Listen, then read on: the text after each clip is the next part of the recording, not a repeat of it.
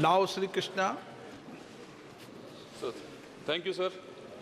There is a good progress that has been made with respect to Jal Jeevan Mission in the last 5 years, sir. From 3 crores to almost 11 crores new connections have been added in the country, and also in Andhra also from 30 lakhs to another 39 lakhs has been added in Andhra Pradesh also, sir.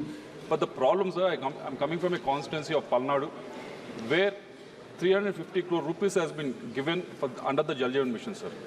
But problem that I have is, we are giving connections from the overhead tank to every household, sir.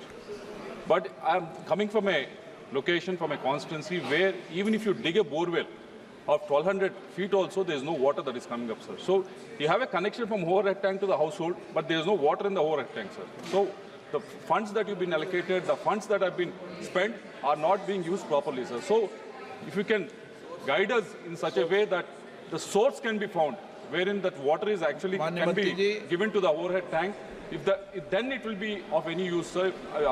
Unless if you do that, there's a huge wastage of funds that's been happening, sir. So if you can guide us how it can be addressed, it will be of great help us. Thank you very much. माननीय अध्यक्ष जी, माननीय सदस्य का प्रश्न बहुत गंभीर भी है और कई जगह से कंप्लेन भी आती है। ये जो राज्य सरकार का काम है, उनकी जवाबदारी भी है, उसका सोर्स ढूंढना वो भी उनका काम है। मगर कई जगह पर जो सरकार ने, राज्य सरकारों ने वहाँ पर जो बोर किए उसमें पानी नहीं पाया गया या कम पाया गया, उसकी वजह से मार्च अप्रैल तक में भी वहाँ पानी कम हो जाता है या ख़त्म हो जाता है। उसकी वजह से नल होता है, जल नहीं होता है। हमने अलग अलग राज्य सरकारों के साथ अलग अलग मीटिंग करते हुए उनके ध्यान में बात रखी है। अभी जो नई टेक्निकल सिस्टम आई है उसके ऊपर वो जल कहाँ है, कितना है क्वांटिटी में, वो सब हम जान सकते हैं। उसके आधार पर वहीं पर बोर किया जाए, उसके आधार पर बोर होगा तो पानी भी मिलेगा। अगर एक गांव बड़ा है तो एक से ज़्यादा बोर किया जाए, इस प्रकार का भी हमने वहाँ उनको सजेशन किया हुआ है।